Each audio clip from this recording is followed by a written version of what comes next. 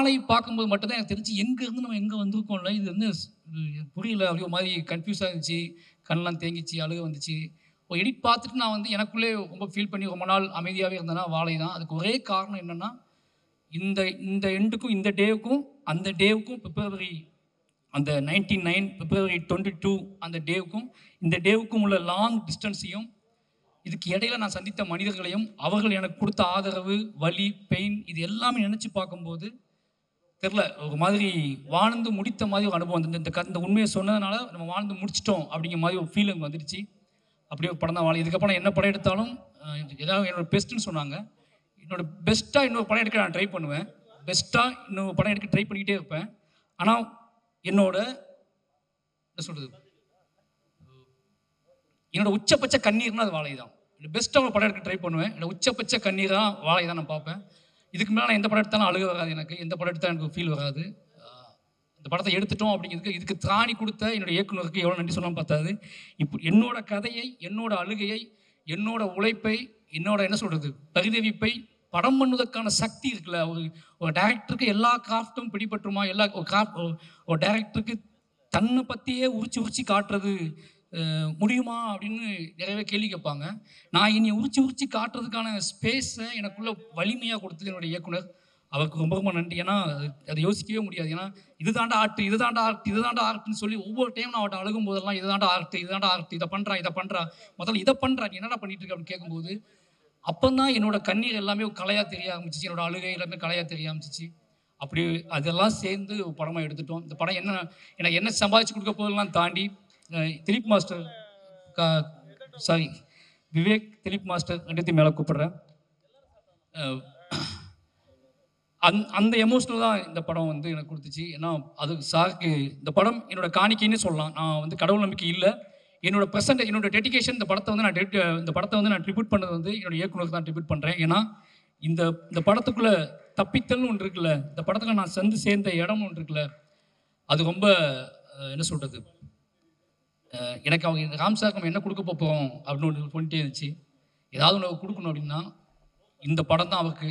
இது அந்த படம் வந்து என்ன இது வெற்றி படமா தோல்வி படமானு தாண்டி நான் முழுக்க இது ராம்சார் கொடுக்கறதாகவே எடுக்கப்பட்ட படம். இதுதான் சார் அவர் என்னை உருவாக்குனதுக்கான காரணமும் நான் உருவானதுக்கான காரணமும் இந்த படம் மட்டும்தான். அந்த நிலையில் இது ரொம்ப சந்தோஷமாக நான் உணர்றேன். அப்புறம் என்னோட குடும்பத்துக்கு ரொம்ப நன்றி சொல்லணும். நான் என்ன சொன்னாலும் இவன் என்ன சொல்கிறது, இதுக்கு இவன் நம்ம கதையவே திருப்பி எடுக்கிறான் அப்படின்னு நமக்கு வருத்தம் இருக்குது. எங்கிட்டு போனாலும் நம்மளையே கொண்டு வச்சுதானே கொண்டு படத்துக்குள்ள கொண்டு அப்படின்னு எங்கள் அப்பாவுக்கு வருத்தம் இருக்குது, எங்கள் அம்மாவுக்கு வருத்தம் இருக்குது. அது என்ன சொல்கிறது, ஒரு நாள் சந்தோஷமாக ஃபீல் பண்ணுவாங்க, இன்னொரு நாள் ஒரு மாதிரி எமோஷனலாக ஃபீல் பண்ணுவாங்க. என்னோடய குடும்பம் ஒரு கட்டத்துக்கு அப்புறம் புரிஞ்சிக்கவே முடியாத என்னை அலைக்கழிச்சு என் குடும்பம் இன்றைக்கி ரொம்ப நல்லா புரிஞ்சுக்குது. அப்படி என்னோடய மனைவியாக இருக்கட்டும், என்னோடய குடும்பமாக இருக்கட்டும், எல்லாருமே வந்து நான் என்ன முடிவெடுத்து மூவ் ஆனாலும் அதை புரிந்து கொள்ள பக்குவம் அவங்களுக்கு இருக்குது. அந்த பக்குவத்தை கொடுத்த என்னோடய கலைக்கு ரொம்ப நன்றி. என்னோடய ஆர்ட் ஃபார்ம் தான் அவங்களுக்கு அந்த பக்குவத்தை கொடுத்துருக்கு. இவன் எதை சொன்னாலும் அதுக்குள்ள உண்மையை வைக்கிறான், அது மக்களுக்கு பிடிக்குது அப்படிங்கிற நம்பிக்கையில் என்னை விட்டுருந்தாங்க. அதனால் போயிடுறேன். தயவு செஞ்சு தப்பாக நினச்சிக்காத. ப்ரொடியூசர் ரொம்ப தாமதமாக கூப்பிட்றேன். ஏன்னா எல்லாரும் இருக்காங்க, ப்ரொடியூசர் இல்லை அப்படின்னு சொல்லிட்டு திவ்யாவை மேலே கூப்பிட்றேன், காஸ்டியூம் டிசைனர் மேலே கூப்பிட்றேன். ஓகேவா?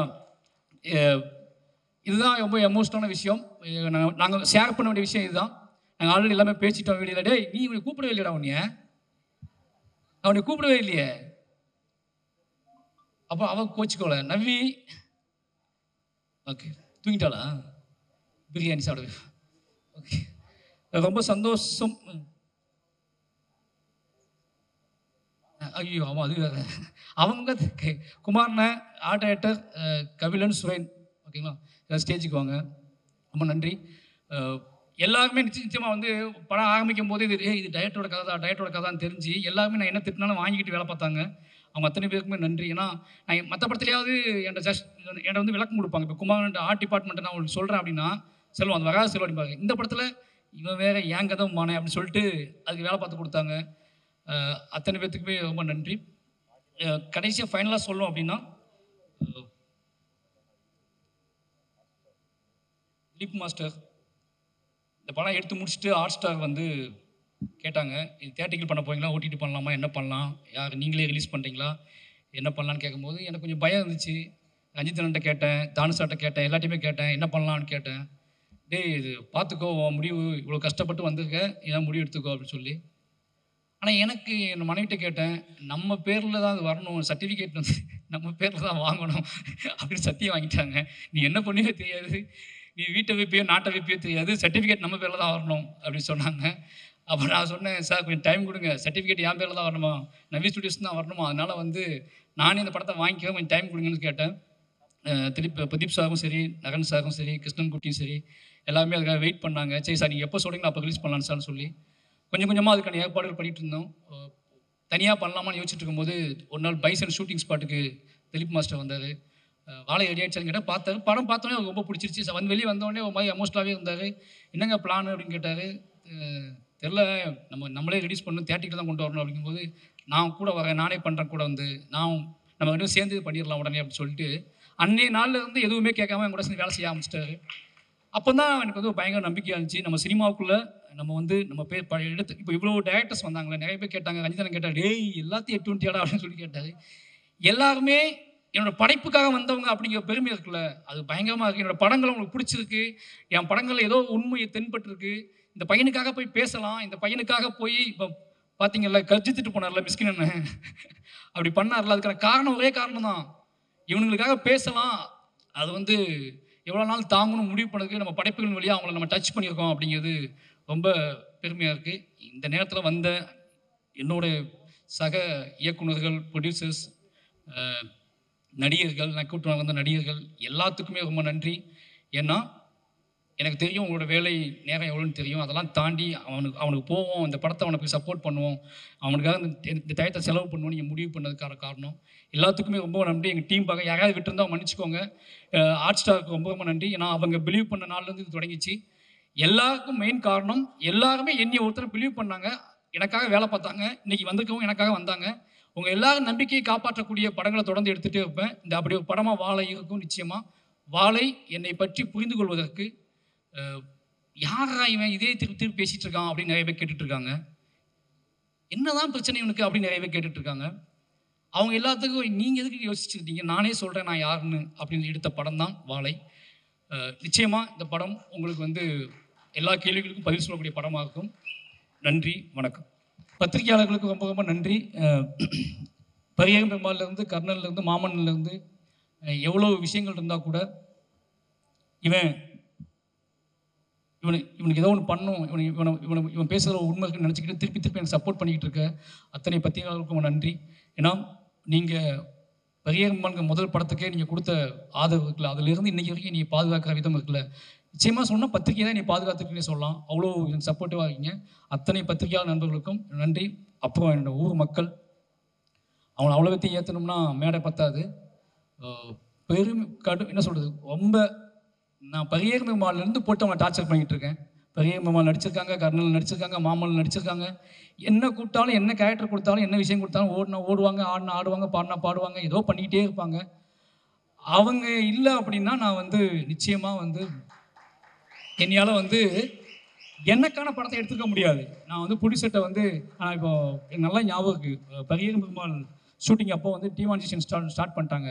அப்போ படம் வந்து ட்ராப் ஆக மாதிரி போயிடுச்சு. அப்போ ரஞ்சிதன் கேட்டார், டேய் இந்த மாதிரி சூழல் ஆகிடுச்சு, ஒன்றால் கம்மியான டேஸில் இதை மேட்ச் பண்ணி எடுத்துட முடியுமான்னு கேட்டார். நான் இனியும் நம்பினேன், என் ஊர் மக்களை தான் நம்பினேன். அவங்கள கூட்டிகிட்டு போனால் எடுத்துடலாம் அப்படின்னு சொல்லி, ஆனால் நான் எடுத்துடுறேன் அப்படின்னேன். அப்படி முடிவு பண்ணி தான் பரியேறும் பெருமாளை நான் வந்து எடுத்து அவன் வச்ச நம்பிக்கையை காப்பாற்றினேன்.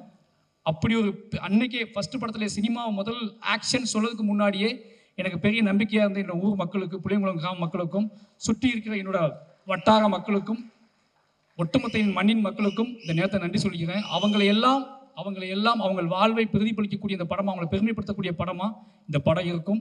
நிச்சயமாக இந்த உலகம் இந்த படத்தை கொண்டாடும் நம்புகிறேன். நன்றி. நீங்கள் மறுபடியும் பேச வருவீங்கன்னு நினச்சி நான் சில கேள்விகள் கேட்கல. ஒரே ஒரு கேள்வி